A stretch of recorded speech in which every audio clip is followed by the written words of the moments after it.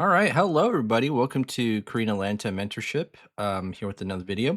So if you don't know who I am, I'm kind of like Neo in the Matrix when it comes to debt, right? I could look at anybody's debt situation and then figure out in maybe like 20 minutes to an hour, possible ways to pay off the debt quickly without much hassle. Okay, that's just kind of the skill I've developed because I have, I think, over 800 videos on this channel. I have to check the number, but it should be around that number regarding debt payoff. And what's unfortunate is that there's only one good Matrix movie, which is number one.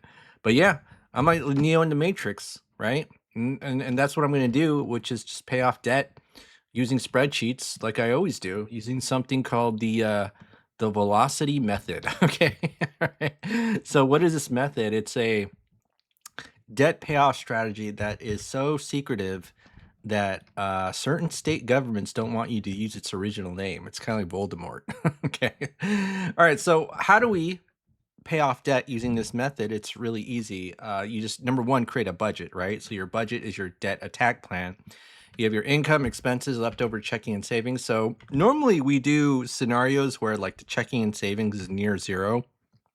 But in this case, the budget will account for about $1,000 in checking and savings. And if we take a look at the expense breakdown, we have to list every single debt that we have. So in this case, we have 3 credit cards, 2 auto loans, and then a mortgage. And are they all 4%? Let me just quickly check. Oh, you know what? I updated. I need to update this. Okay. All right. All right. So we have 2 auto loans and a mortgage. So you can kind of think of as like a 2 dual income household. 2 people make $50,000 a year, and then that's probably about $6,000 a month, right? So, all right. So now, what we're gonna do is we're gonna take that same income, right, and show that when we change the flow of money, it's we might put ourselves in a much better situation. So what we're gonna do is something so crazy, according to the average person, that when you tell your friends and family this, they'll freak out. And you know what that thing is? It's not saving money. We're not going to save money, right? Because if we want to pay off debt, we have to not save money. We have to not save money. In fact, I remember watching a YouTube short of a guy saying this debt payoff method is so bad because you're not saving money. And I was just like wanting to, what did I want to do? Like roll my eyes, you know what I mean? But what we're going to focus on is increasing our cash flow and throwing all of our money into something called a line of credit, right? So what's a line of credit? It's basically a financial tool where you could borrow money, pay it back, and then use it over and over again, right? So there's 2 main types of lines of credit that the average person can have access to, which is a personal or home equity line of credit. But in order to use a home equity line of credit, you need to own a home, right? So personal or home equity line of credit. Okay. So now, what we're going to assume is that we have access to a 30%, I'm sorry, an 8%, $30,000 line of credit. Now, why a line of credit? It's because it's the only financial tool that the bank provides that allows you to dump all of your money in and take it out immediately after. Okay. And by moving money into the line of credit, we're going to increase our cash flow. So what we're going to do here is we're going to rank our debts using something called the cash flow index. And then once we rank them, we're going to move them into the line of credit based on the order of the cash flow index. If you don't know what the cash flow index is, simple formula of the balance divided by the monthly payment, right? So the balance of the debt divided by the monthly payment will give you the cash flow index. And then this will just be a ranking of your debts from smallest to largest. Okay. Smallest to largest. And what we're going to do is tackle the smallest ones first in order. And, you might be asking yourself, well, why would this one be last? This is the 30-year mortgage. Shouldn't we pay it off first? Well, first of all, it has the lowest interest rate, right? But aside from the interest rate, we're completely ignoring that when we do our calculation. In order to get rid of the mortgage, right, you have to pay someone $265,000 and you only get $1,100 back in cash flow. So that's not a lot of bang for your bucks. But then if we pay these off, we'll get pretty much the same amount in our mortgage, and that's only what 13 plus 15, that's 28 grand. So a little bit, I'm sorry, it's a lot less in terms of the balance that you have to pay, but you get a lot more bang for your buck in terms of your cash flow. So that's what the cash flow index is. And anything usually below 50, we're safe to pay off. And so this is what we're going to do. We're going to move these into a line of credit. So 5, 8, 15. And then I'm going to sum it up. So that's $28,000 that we're going to move into a line of credit. And then guess what happens here? I'm going to show you what happens, okay? Really simple. 0, 0, 0. And now we literally went from $1,000 to $2,000 without making more money, right? $1,000 to $2,000 without making more money. You see how this income is the same? Like we literally did not make more money. Okay, but this 1,000 went to 2,000. Now you might be thinking, like, how do I know this? Is because I've just done this so many times that this is all just, I can see through the matrix. Okay, that's literally my secret. I just do this a gajillion times. I think pretty much about 800 videos on this channel, do the same thing over and over again, and predictably the results are the same. Okay, all right. Now here's what we have to know. I'm going to address the elephant in the room. If you have a lot of debt and not much left over, and $1,000 is good, right? Like that's better than the average American who can't even save $400 for an emergency. But if you don't have that much left over and you have a lot of debt, will the bank give you a free and clear line of credit like this where you could just transfer your debt? The most likely answer to that is no. And you have to understand how banks work, because the reason why you won't get that line is because banks don't lend money to people who need it. Yeah, they don't lend money to people who need it. I don't know if you knew that or not, but banks don't lend money to people who need it because according to the bank, people who need money are bad people. I don't know if you knew that or not, but according to the bank, people who need money are really, really, really bad people, right? Because they don't pay you back. That's what happens with the bank. And when they lend money to people who need it, they magically don't get they magically don't get paid back, right? So you might be wondering, like, why do I show a free and clear line of credit? Because you'll wish you will have had one when you're in this situation, right? Am I right? Anyways, all right. Actually, that's actually a real reason why I show it this way. Another way I show it is because if you actually look at a real life scenario where people are not using their line of credit as a main operating account, this is what happens. And usually people have like a maxed out line of credit and 22 debts and $4.10 left over. That was a crazy scenario that I went over my 99-cent live stream. So if you want to see that, join the YouTube channel membership. But when I did this took me 1 hour and 30 minutes to go over. 1 hour and 30 minutes. And because I don't want to be here for 1 hour and 30 minutes, I'm just going to make it easy. And it's actually easier to understand with the unrealistic assumption that you can get a line of credit at this moment when you won't. And the reason why you won't is because for most of you, you're going to try to get the money when you need it. Okay. All right. So now let's go ahead and do the final step. So this is the final step of not saving money, which is you put your entire paycheck into the line of credit as an overpayment, and then you take your expenses out and rinse and repeat over and over again. And then after every single month, the balance of the line of credit should go down about $2,007, right? Remember, the line of credit is the only tool that the bank offers where you can immediately get your money out. Like you can't even do that with a credit card. A credit card is technically a form of a line of credit, right? Like if I started here and I put my entire $6,000 paycheck into credit card one, okay, then how can I use credit card one to pay credit card two? I can't do that. Okay. So that's why like we use a line of credit.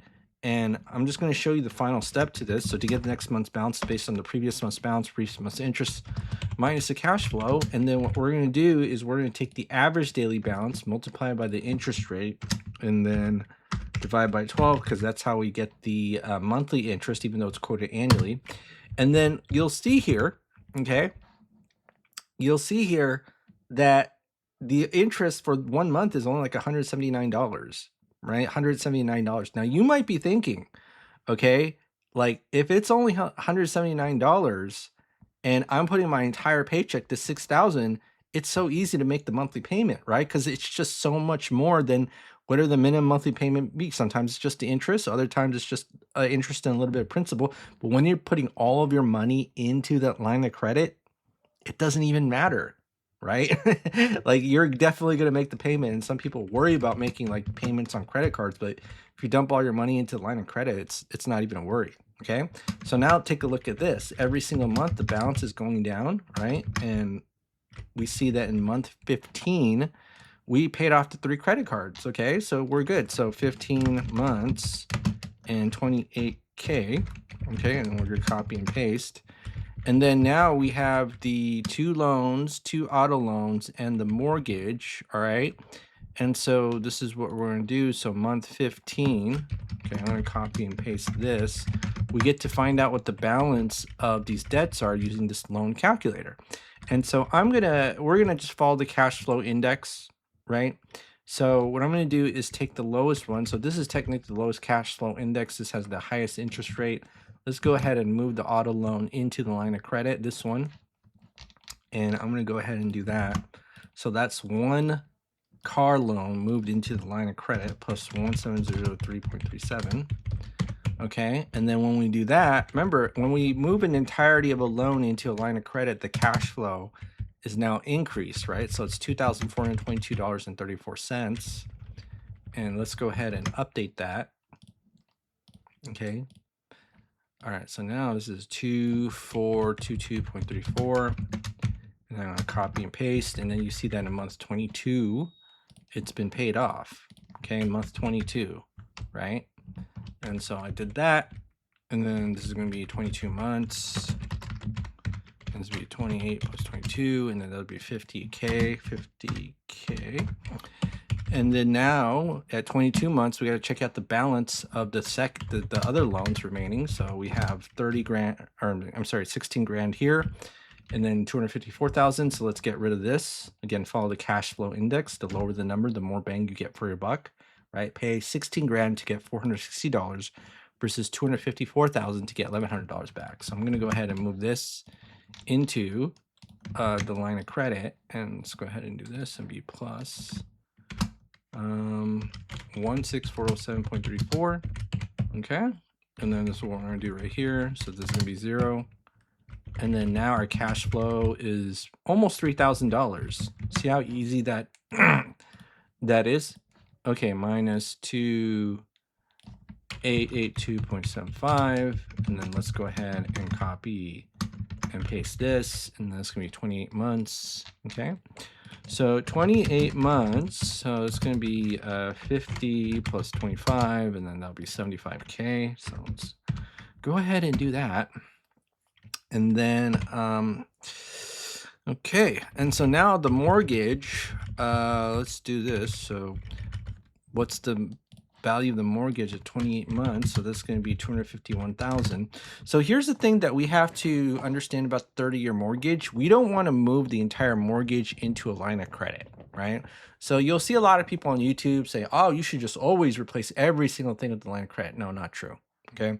Now, why specifically the 30-year mortgage is because it's one of the only tools or the financial products of the bank where you have a big balance that you can borrow and for itty bitty amount of payment, but the trade-off is time, right?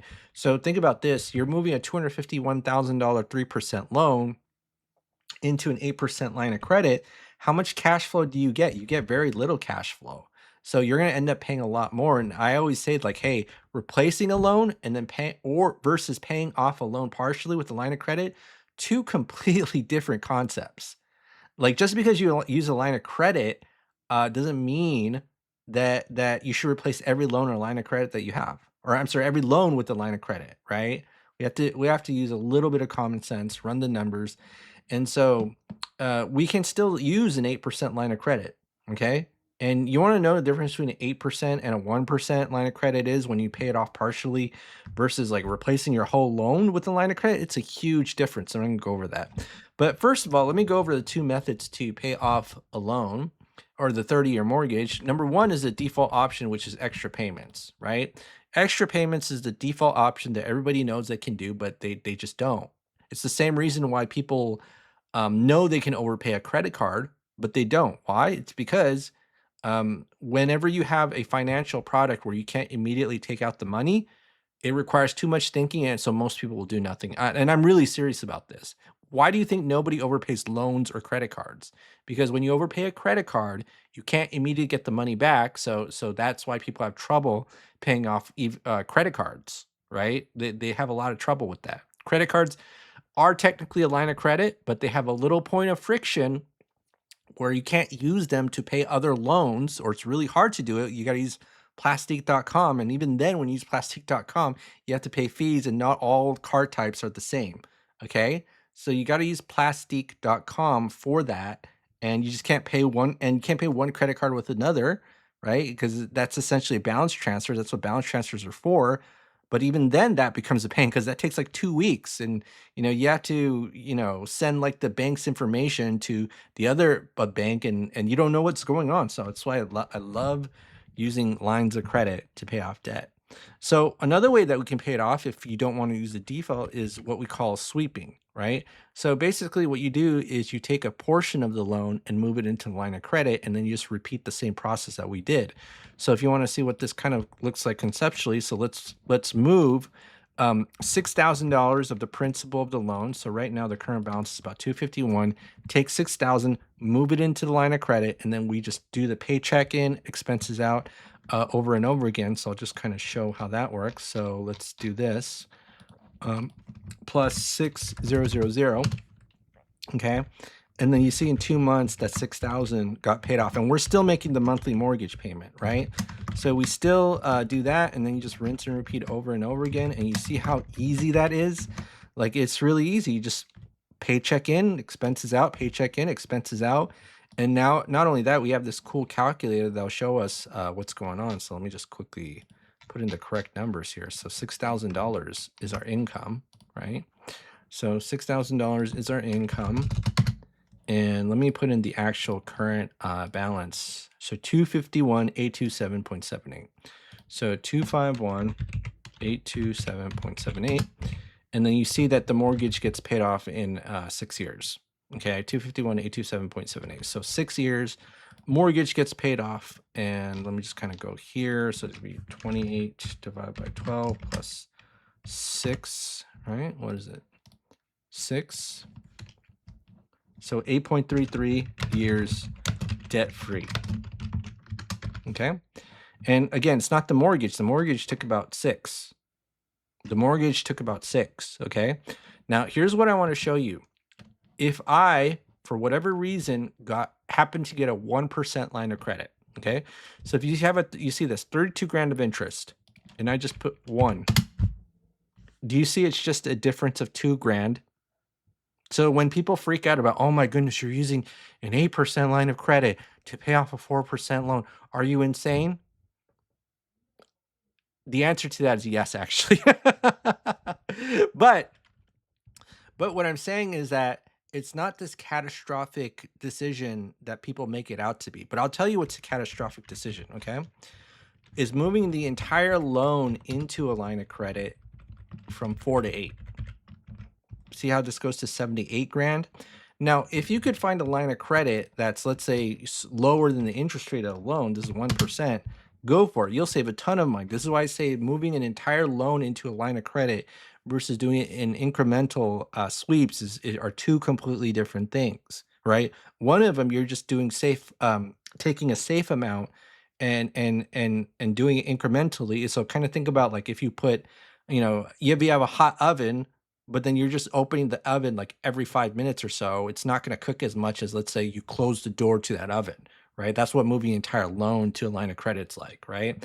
So if you can move a loan at a lower interest rate line of credit, which doesn't exist, then yeah, go for it. But what I'm saying is this, that, hey, even if you use a small amount, you sweep a small amount into the line of credit, 1% and 8% is barely negligible. Okay, it's barely negligible. And sometimes it's a little bit better just to pay for convenience for something you're actually going to do than something that you're not going to do as you plan to save the most money. And my biggest example of this, my number one primary example, is going to the gym in New Year's, right? Going to the gym in New Year's is technically, quote, the cheapest option, that you're probably not going to do. In fact, when the gym sells you the cheap membership in January, they know you're not going to go, right? They know you're not going to go. Same thing here, like, extra payments is the option that everybody has. You can easily do. You don't need a 8% line of credit for this. So why, if it's, if it's an option that you have, why aren't you doing it? Why aren't you doing it? Right? So that's the way that I kind of think about presenting, right? Like you choose the option that you're actually going to do. Okay. All right. So now that's 8.33 years debt free, zero, and then look at our cash flow, $4,000 a month. Good times. Okay. All right. Well, that's it for today, folks. This is a Korean Lanta mentorship. If you have made it to the end of this video and you want to let me know, just type in the comment box below. My name is Neo. Mr. Anderson. No, don't type in Mr. Anderson. Just type in, my name is Neo.